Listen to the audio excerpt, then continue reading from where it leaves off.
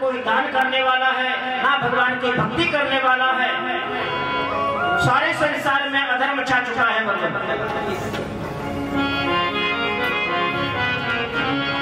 आश्रम यवनैरुद्धा तीर्थानि स्वर्गस्तथा देवता हितन्यान्यत्र दुष्टैर्नष्टानि भूरिशः। नारद जी कहते हैं कि मैंने आश्रमों में देखा तो आश्रमों में यवन लोग रहने लगे हैं, दुष्ट लोगों का निवास है। जबकि आश्रमों में तो संत लोग रहते हैं, लेकिन आश्रमों में यवनों का निवास हो गया।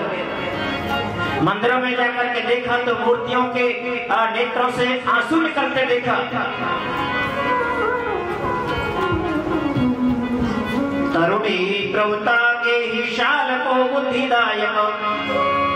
और जब मैं सारे तीर्थों में से निकला तो फिर गृहस्थों के घर में जाने लगा, तो हर घर घर में जाकर के देखा तो वह क्या देखा, अद्भुत लीला। तरुणी प्रवृत्ता के ही शाल को बुद्धिदायक। हर घर में देखा तो वह तरुणी की प्रवृत्ता है। तरुणी का मतलब जानते हैं, स्त्री। हर घर में देखा तो वह माता यानी स्त्री की प्रवृत्ता है। प्रवृत्ता का मतलब प्रधानता, जबकि शास्त्रों में पुरुष प्रधान होता है। शास्त्रों में पुरुष प्रधान है, लेकिन आज पुरुष प्रधान नहीं है, आज स्त्री प्रधान हो गई ना। कि गवर्नमेंट भी दे रही है स्त्रियों को आगे, पुरुषों को पीछे, स्त्रियों को आगे कर रही है। शास्त्रों में पुरुष की प्रधानता थी, लेकिन जब अधर्म आ गया, जब कलयुग आ गया, पुरुषों को पीछे किया और स्त्रियों की प्रधानता हो। जो कुछ हो रहा है ना दुनिया में, गवर्नमेंट जो कर रही है, चलो ठीक है, लेकिन ये शास्त्र और धर्म के विरुद्ध है सब। माता बहन ऐसा मत सोचना कि महाराज हमारे लिए बोल रहे हैं, आपके लिए नहीं बोल रहा, मैं शास्त्र की सम्मत बोल रहा हूँ। शास्त्र में पुरुष प्रधान था, लेकिन अधर्म जब छा गया तो नारद जी कहते हैं प्रत्येक घर घर जाकर के देखा तो वहां स्त्री की प्रधानता है। पुरुष कौन हो गया, स्त्री की जनता है। स्त्री जैसा कहते हैं ऐसा ही पुरुष करता है।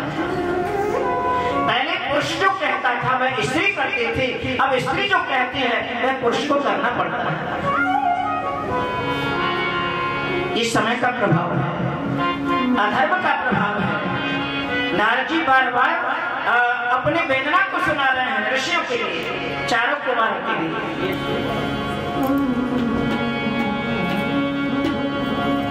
लेकिन कन्यायां विक्रयो लोभात् दंपतीनां च कल्पनम्।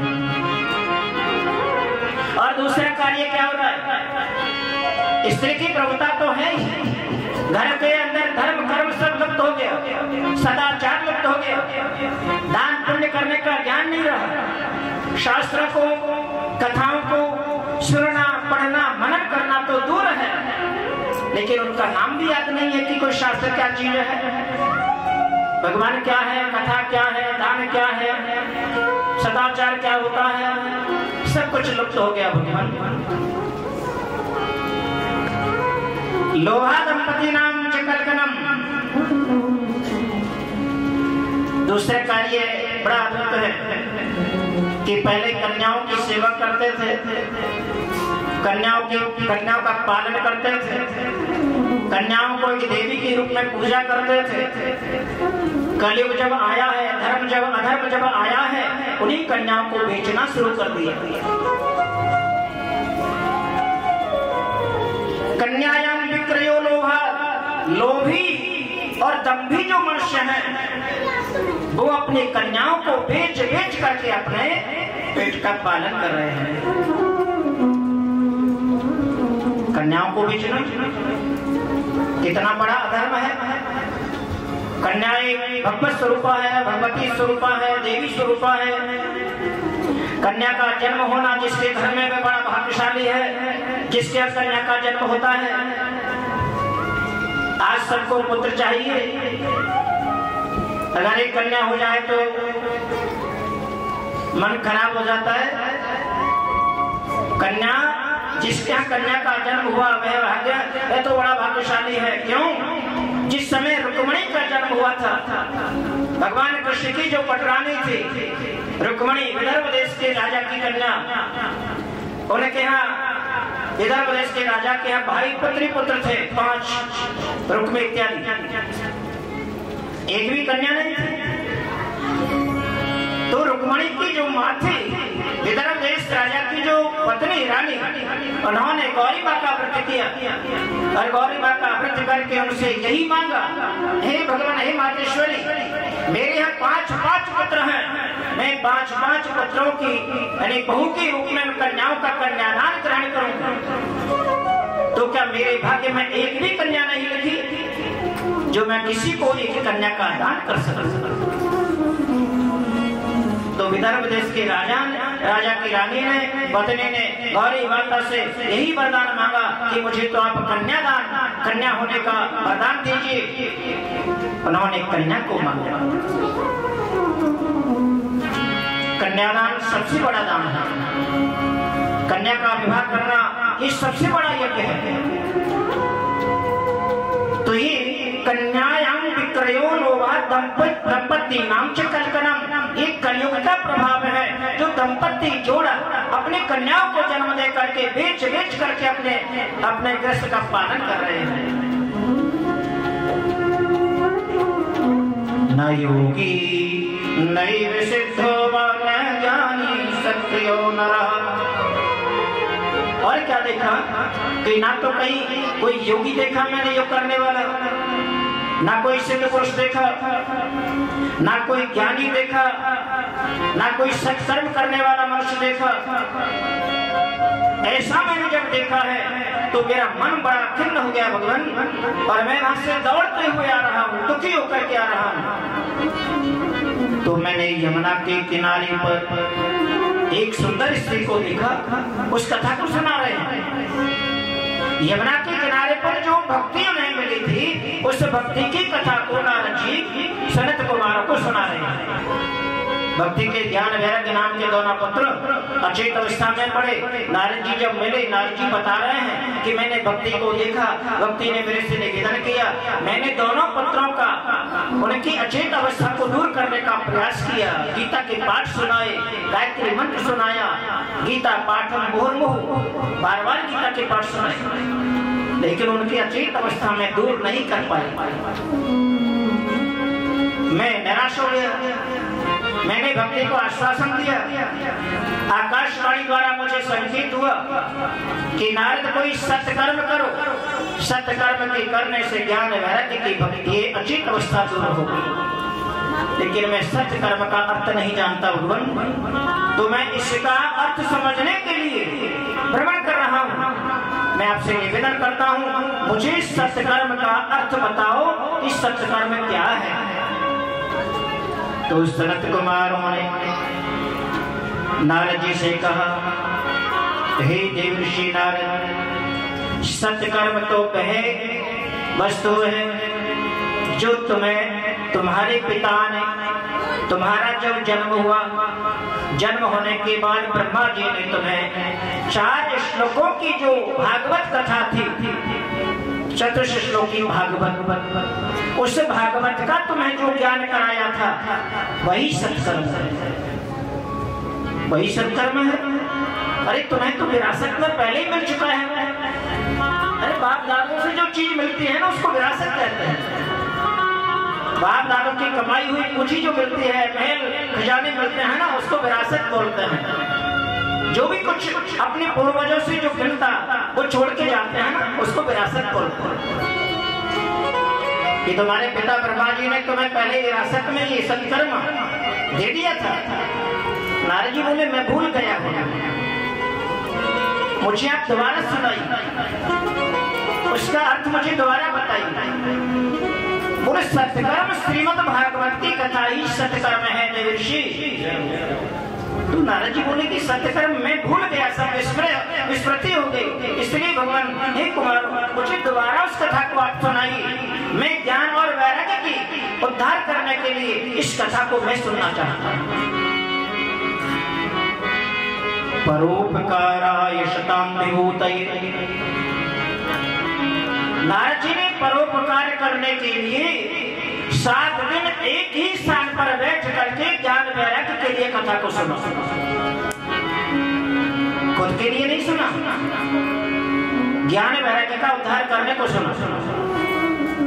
वैसे तो ऐसा बताए कि भगवान की भक्ति का तार ऐसा तेज है, उनका telephone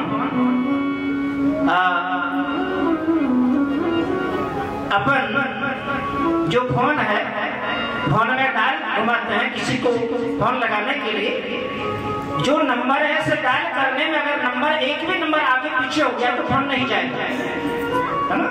that is wrong number बोल देगा ना फोन, आपका लगाया हुआ नंबर गलत है।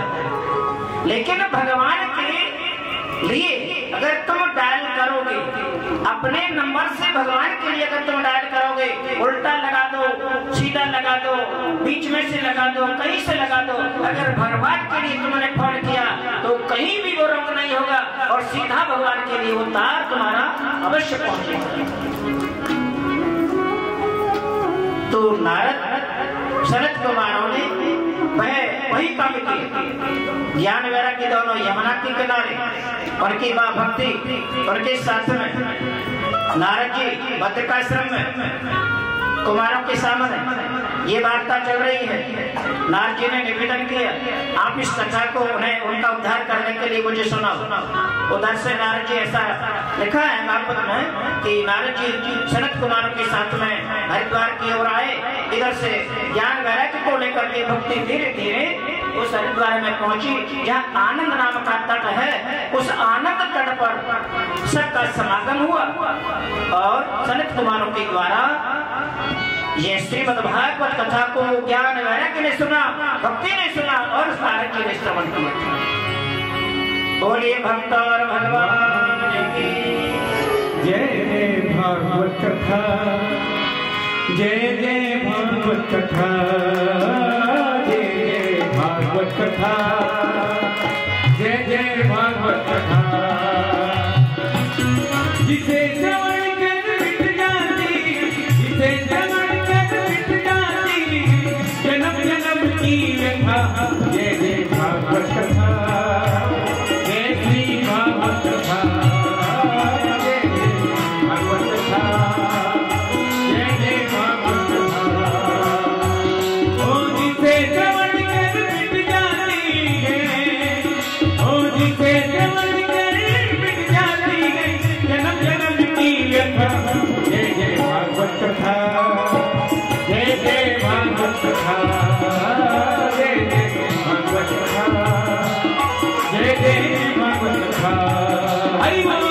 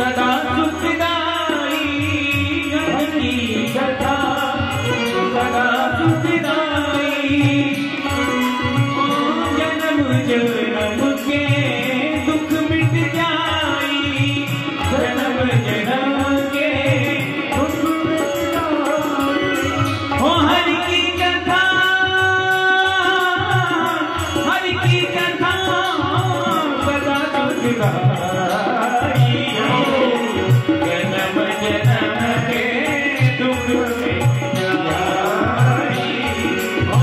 हरि की कथा सदा सुख गाई, जन्म जन्म के हो दुख मिट जाए, हो जिसे समझ कर मिट जाती है,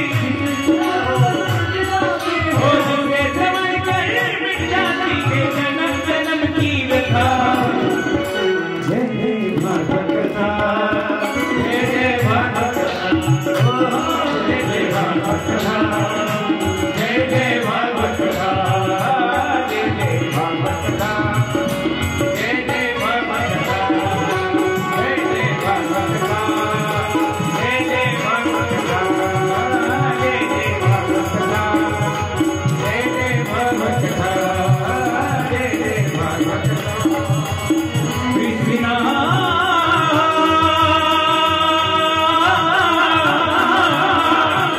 हरे हरे, जय सिया रे। बोली श्रीमद् भागवत महापुराण की जय।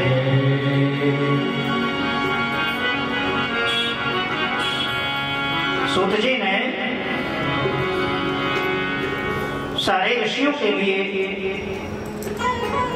श्रीमद् भागवत के विषय में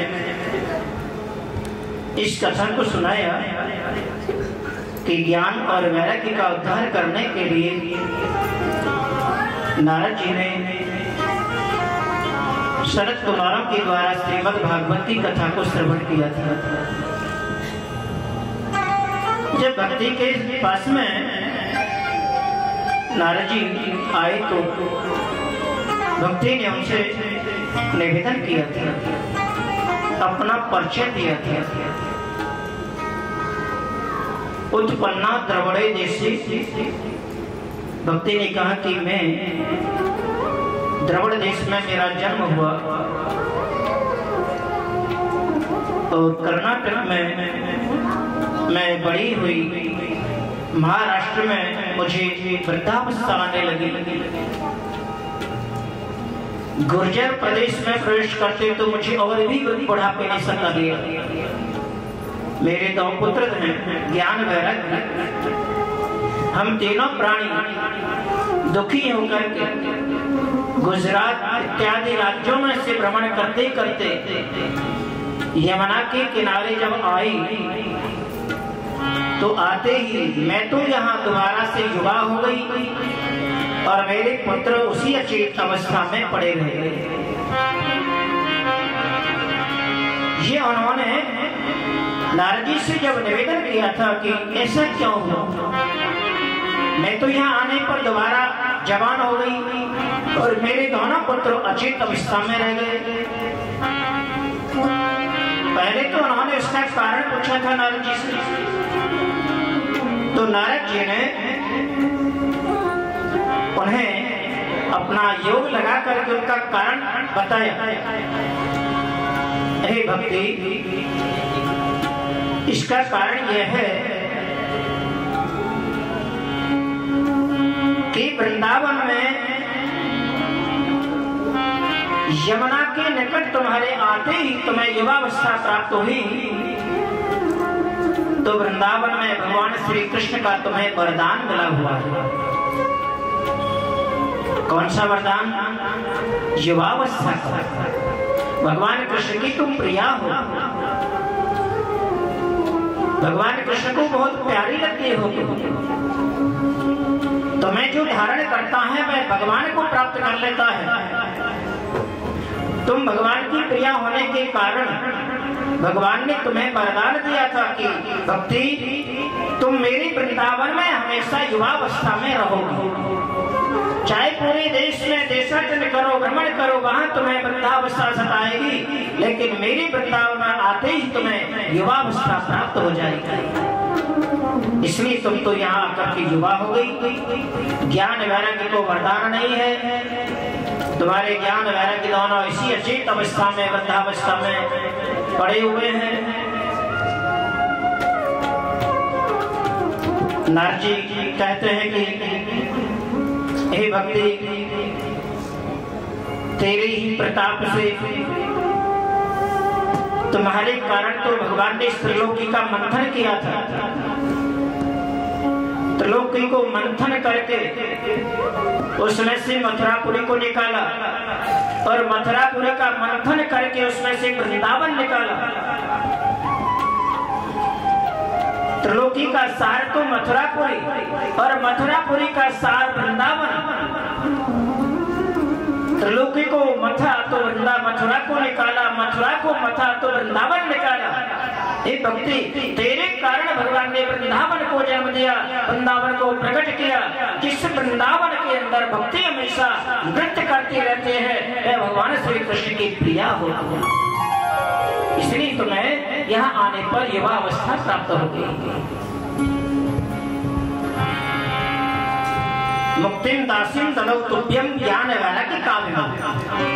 भगवान श्री कृष्ण ने और तुम्हारी लिए मुक्ति नाम की दासी को दिया। भक्ति की दासी कौन है? मुक्ति।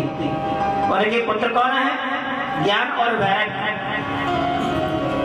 ज्ञान वैराग्य और भक्ति को धारण करने वाले मुक्ति को प्राप्त हो जाते हैं।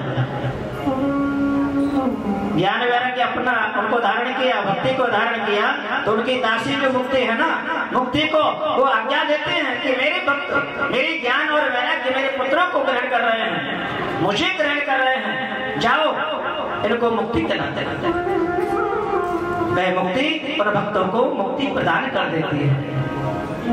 मुक्तिम दासी तदम तुभ्यम ज्ञान वैराग्य कामिनौ भूषणम स्वेन रूपेण वैकुंठम त्वं करोषि च। तो सारे ऋषियों ने सूत जी महाराज से और श्रीमद् भागवत के विषय में ये समझा कि भागवत क्या है, ये उदाहरण दिया उन्होंने। ज्ञान वैराग्य दोनों जब बैठे हुए तो नेत्र खोल करके बैठे हुए पुष्ट हुए और पुष्ट होते ही ज्ञान वैराग्य दोनों भगवान श्री कृष्ण का चिंतन कर रहे हैं। ज्ञान वैराग्य दोनों ने भगवान श्री कृष्ण का चिंतन किया। श्री कृष्ण गोविंद मुकुंद कृष्णम गोविंद दामोदर माधवेति।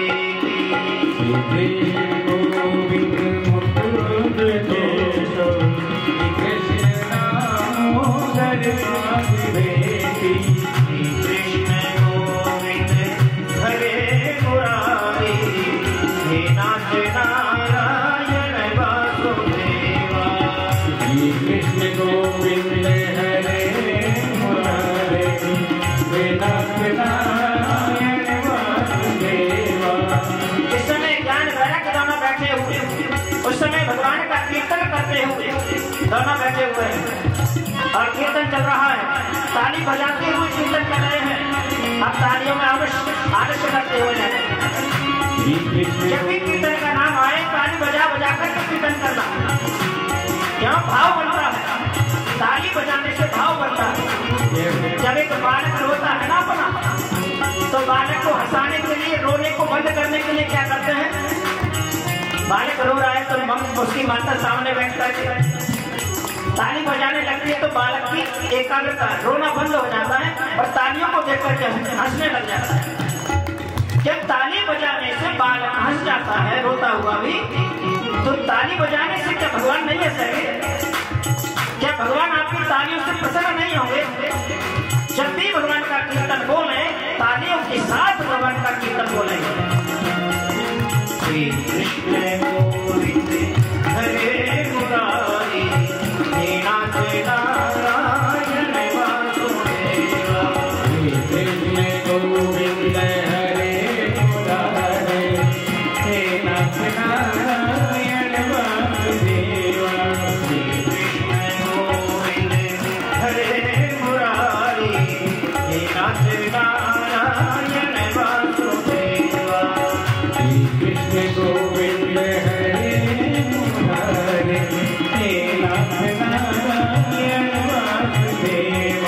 भक्ति सुतौ तौ तरुणं गृहीत्वा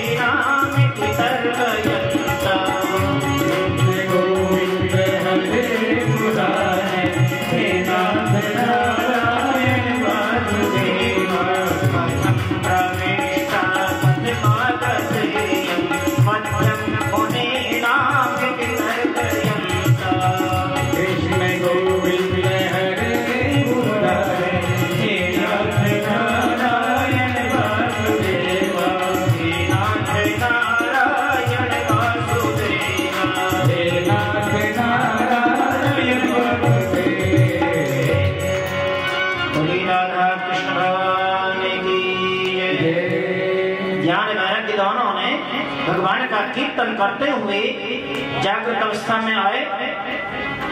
जो व्यास जी ने इन छंदों में उनके कीर्तन का वर्णन किया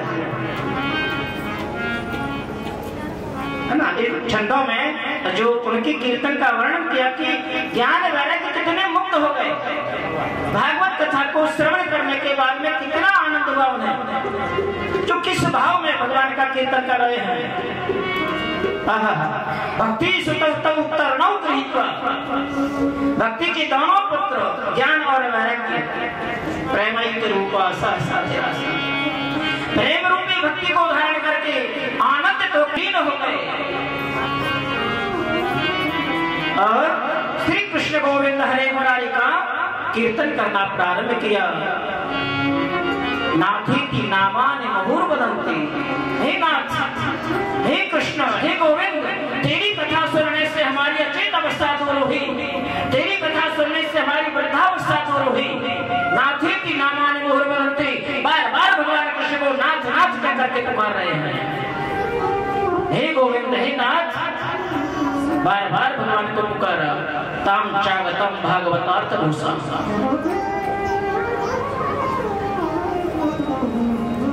भक्त की भक्ति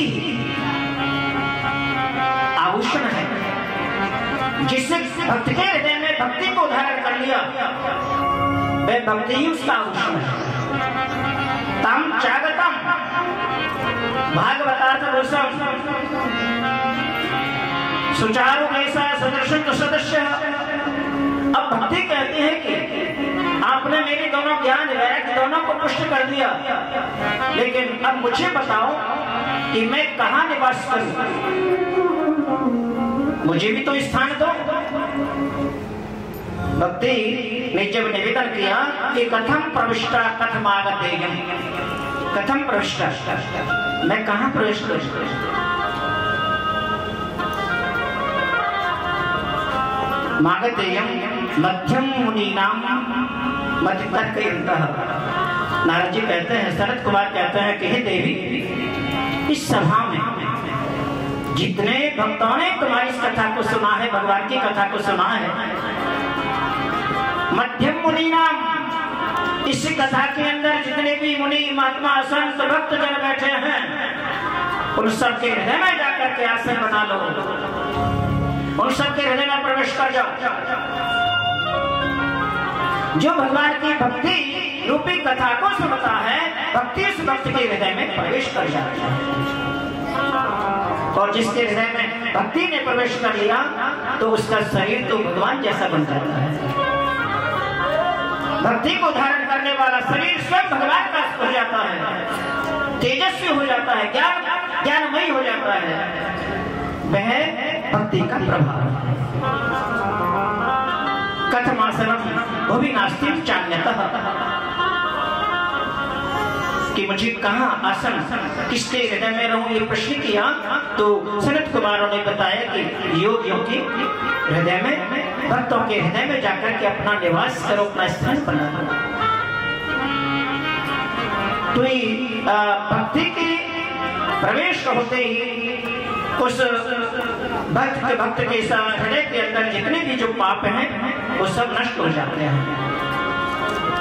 भक्ति सुगोविंद सुर रूप धत्री प्रेमैक कर्त्री भवरोग हंत्री। जो भक्ति को धारण करते हैं, भक्ति क्या काम करती है? भक्ति सुगोविंद सुर रूप धत्री, भक्ति धारण करने वाले भक्त को भगवान अपना रूप दे देते हैं, अपना रूप अपने भक्त को दे देते हैं। प्रेमैक कर्त्री भवरोग हंत्री, और उसके हृदय में भगवान के प्रति इतना प्रेम बढ़ जाता है, इतना अनुराग बढ़ जाता है, उस भक्ति को धारण करने से उसके हृदय में जितने भी रोग हैं वो सब रोग नष्ट हो जाते हैं। रोग क्या है? भक्ति क्या कोई वैसी बीमारी को दूर थोड़ी करती है। शरीर के अंदर रोग कौन कौन से हैं? जिनको भक्ति विनाश करते हैं। काम, क्रोध, लोभ, मोह, माया, मत्सर आदि 6 प्रकार के जो शत्रु अपने शरीर में वास करते हैं वही रोग का कारण है। शरीर के अंदर जितने रोग प्रवेश होते हैं इनके कारण होते हैं। काम, क्रोध, लोभ, मोह, माया, मत्सर से कामी जनक मनुष्य के लिए इतनी वासनाएं बढ़ जाती है, हृदय के अंदर दुखदाई होती है वासना। तो इस तरह से भक्ति के विषय में उन्होंने बताया कि भक्ति ऐसी है जो भक्ति को धारण करने वाला मनुष्य भगवान के स्वरूप को प्राप्त कर लेता है। अभी भक्ति के विषय में अब एक दूसरी कथा उन्होंने सुनाई भागवत की। ये सूची कहते हैं कि ऋषि तुमने ये कथा तो अब तक की कथा तो भक्तों की सुनी है, जिन्होंने इस कथा को बैठ कर के सुना, लेकिन अब मैं इस कथा का और भी महत्व और भी प्रभाव बता रहा हूं कि जो मरने के बाद में घोर बुरे कर्म करने के बाद में जो महाभयंकर प्रेतात्मा प्रेत बनकर के भटकते हैं उनका भी उद्धार श्रीमद् भागवत कथा कर देती है। भटकने वाली प्रेतात्माओं को पितरों का उद्धार करती है, प्रेतात्माओं का उद्धार करते हैं भागवत कथा। तो उनका एक पुरातन इतिहास के रूप में सूत जी ने उन ऋषियों को इस कथा को सुनाया। इसमें महाभयंकर प्रेत कौन है? धुंधकारी। धुंधकारी की कथा उन्होंने प्रारंभ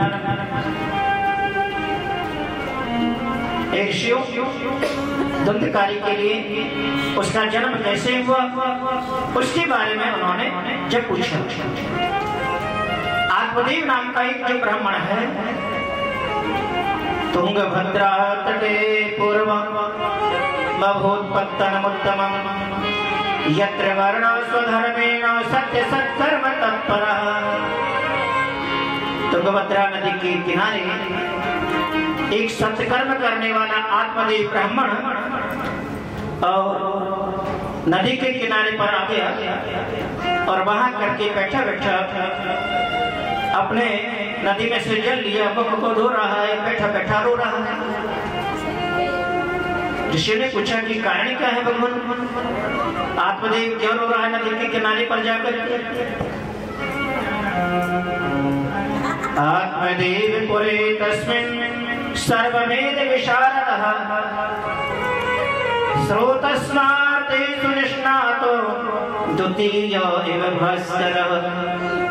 आत्मदेव कितना विद्वान था, दूसरे सूर्य के समान इतना ज्ञानी था, लेकिन बेचारे का ज्ञान धरा रह गया। आत्मदेव ब्राह्मण की पत्नी का नाम था धुंधली। विकारों से युक्त, तृष्णा से पीड़ित, केवल सुख को ही अपना जीवन समझते थे, दुख पाना तो जानते नहीं थे कि मैंने जन्म लिया है तो दुख पाने के लिए थोड़ी लिया है। धुंधली नाम की उसकी पत्नी आत्मदेव थी। आत्मदेव विद्वान सरल स्वभाव का, लेकिन उसकी पत्नी ब्राह्मणी धुंधली बड़ी क्रूर स्वभाव का, विपरीत हो गया। क्रूर स्वभाव की है, उल्टा है, क्रोधी है, काम सुखों संसार के सुखों को भोगना चाहते हैं। आत्मदेव ब्राह्मण के यहाँ चतुर्थ अवस्था हो गई, लेकिन एक भी पुत्र का जन्म नहीं हुआ। एक भी पुत्र का जन्म नहीं हुआ। भिक्ष को वित्तलोके तत्प्रिया धुंधली स्मृतः। वे ब्राह्मण भिक्षा ले लेकर के अपना पालन करता था। अब उनके एक भी पुत्र नहीं हुआ। उनके घर में उन्होंने कई फलदार पेड़ लगाए, वृक्ष लगाए, तो वो वृक्ष भी बूढ़े होकर के टूट करके समाप्त हो गए, लेकिन उन्होंने भी उनके फल नहीं दिए।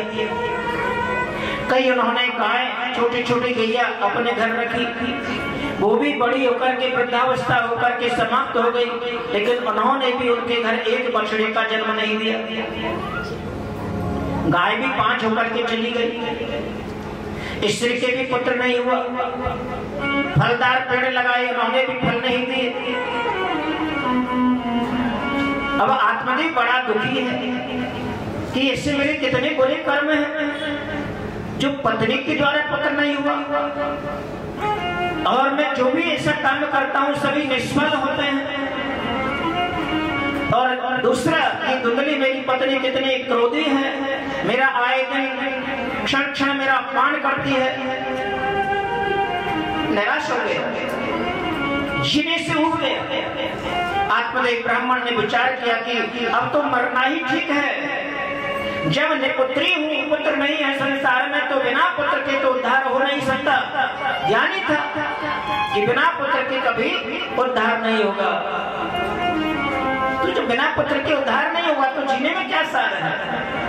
नदी के किनारे पहुंच गया, मरने की इच्छा लेकर नदी के किनारे पर बैठा है। पहले मुंह धोया अपना और बैठ करके रो रहा है, अपने पूर्व के कर्मों को याद कर करके रो रहा है कि मैंने कितने बुरे कर्म किए जिनके कारण मैं आज इतना दुखी हूँ। इतने में एक सन्यासी महात्मा आ गए और सन्यासी महात्मा ने आकर के उन्हें देखा। आत्मदेव से बोले कि कथम रोदसी विप्र, हे ब्राह्मण तुम क्यों रो रहे हो? कथम रोदसी विप्र, और तुम कहते चिंता वलीयसी, तुम्हारे मन में ऐसी क्या चिंता है? तो सन्यासी ने उन्हें ज्ञान कराया। आत्मदेव तुम पुत्र के लिए रो रहे हो? हे आत्मदेव तुम नहीं जानते, मुंचा ज्ञानम प्रजा रूपम बलिष्ठो कर्मणो गति। अरे आत्मदेव कर्मों की गति बलिष्ठ होती है।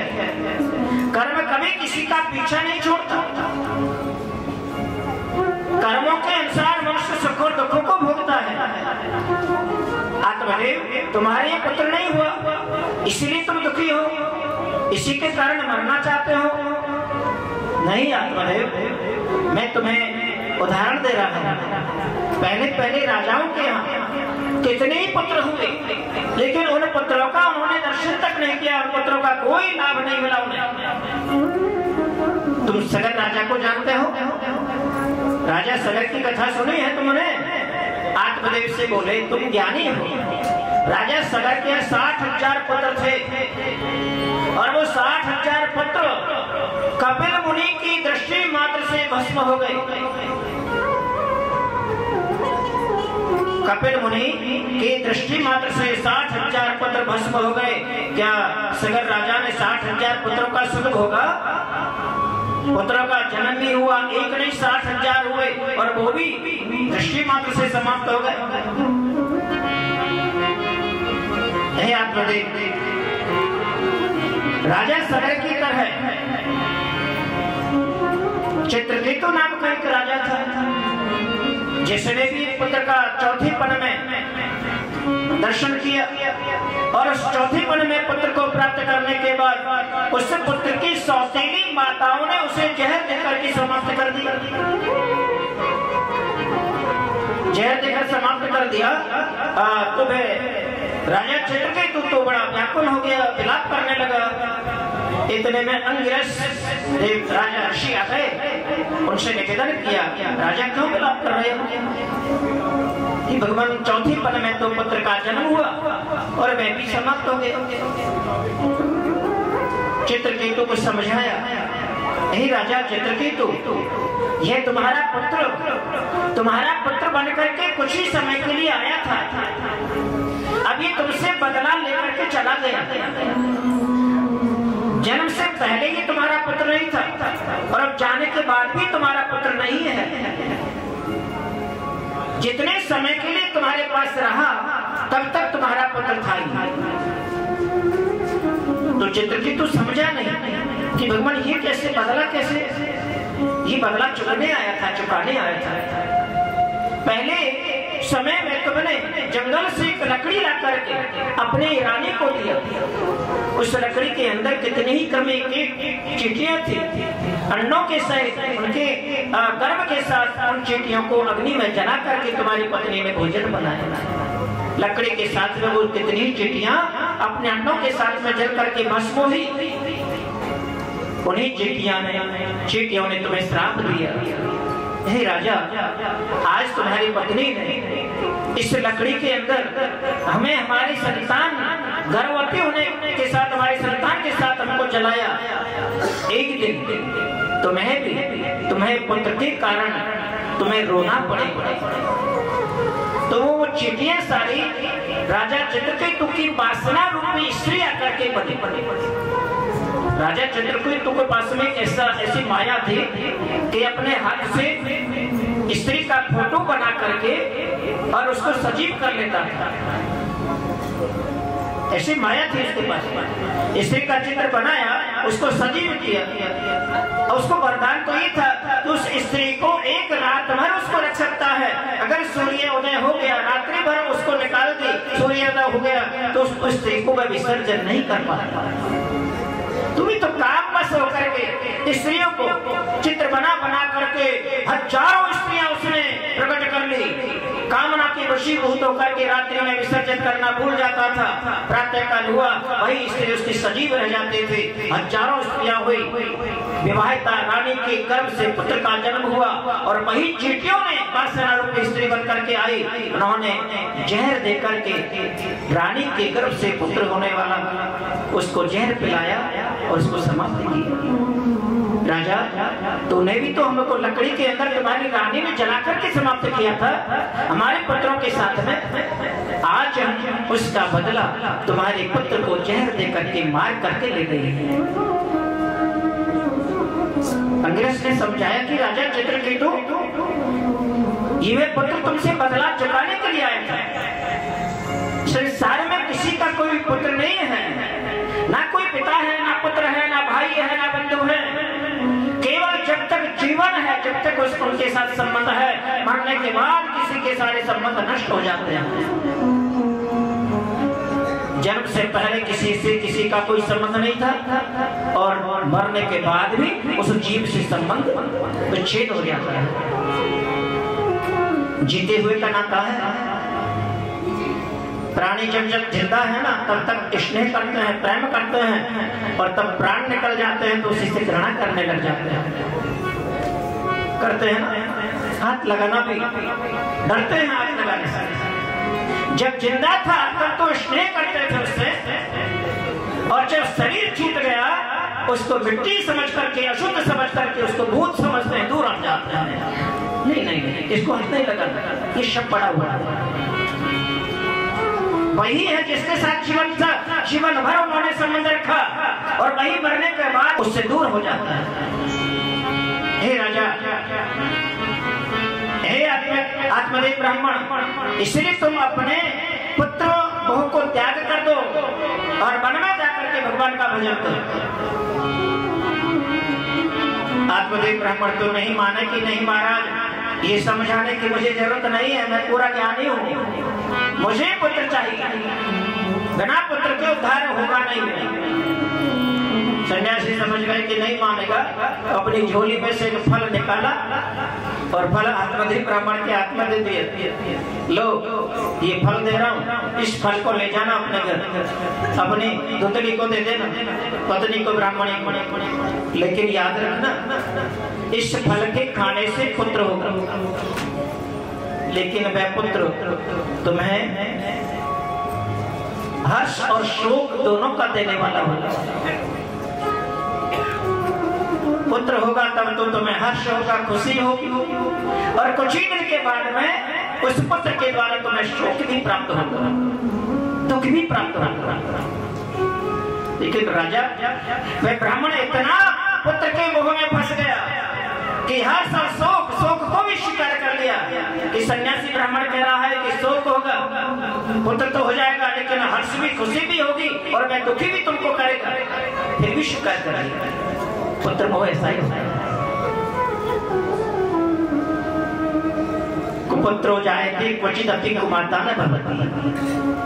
पुत्र के लिए मरते हैं, पुत्र के लिए रोते हैं, पुत्र नहीं होता है तो उपाय कराते हैं। शास्त्रों में बहुत उपाय लिखे हैं। पहले राजा महाराजा पुत्रों के लिए पुत्रश्री यज्ञ कराते थे, पुत्रों के लिए क्या नहीं करते। और वही पुत्र जब शोक देने वाला हो जाता है ये कैसा पुत्र मोह है? आत्मदेव, पुत्र मोह को छोड़ो, वन में जाओ। नहीं माने तो फल दिया, फल लेकर के आत्मदेव अपने घर आ गए और धुंधली को जाके फल दिखाए।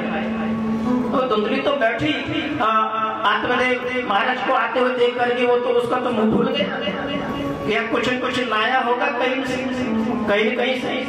कि जब आता है, जब कोई चीज लेके आता है, संतान चाहिए। अरे मुझे संतान से क्या मतलब है? मैं जानती हूँ कि गर्भ धारण होगा, संतान को धारण करने वाली माताओं को कितना कष्ट होता है।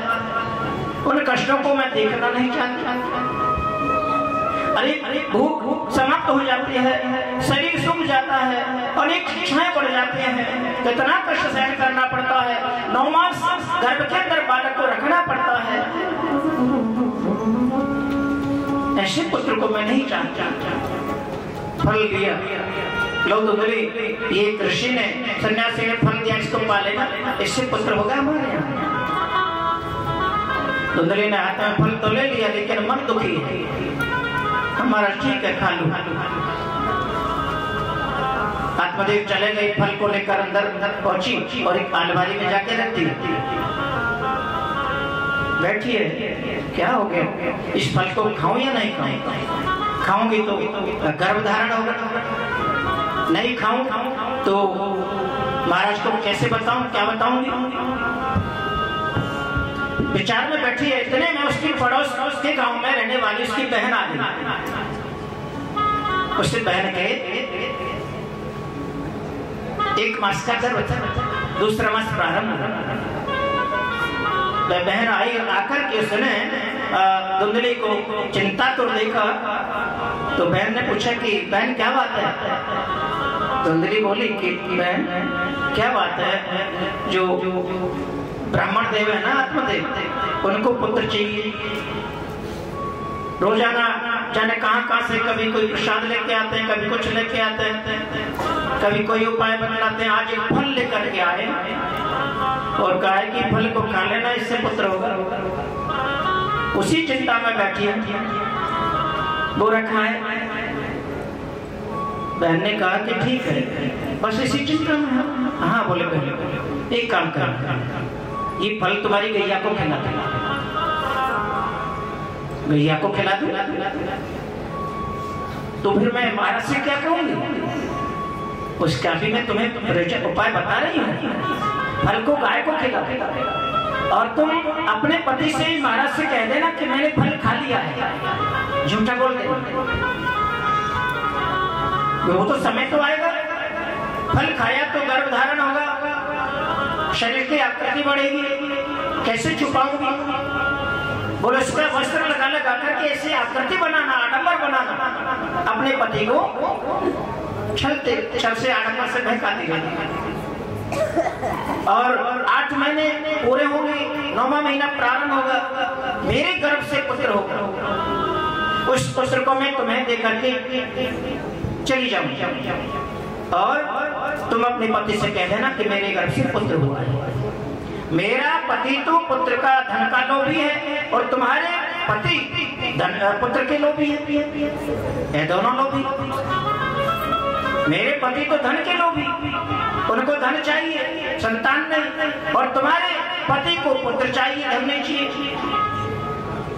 तो मैं मेरे पति को तो धन से संतुष्ट कर दूंगी, मैं तुम्हें पुत्र जाकर के दे दूंगी, उसके बदले में मुझे तुम धन दे देना, मैं पति को धन दे दूंगी, वो तो महासंतोष हो जाएगा। और मेरे पुत्र को तुम तुम्हारे पति को बता देना, उससे तुम्हारे पति संतुष्ट हो जाएंगे कि धुंधली के गर्भ से पुत्र का जन्म हुआ है।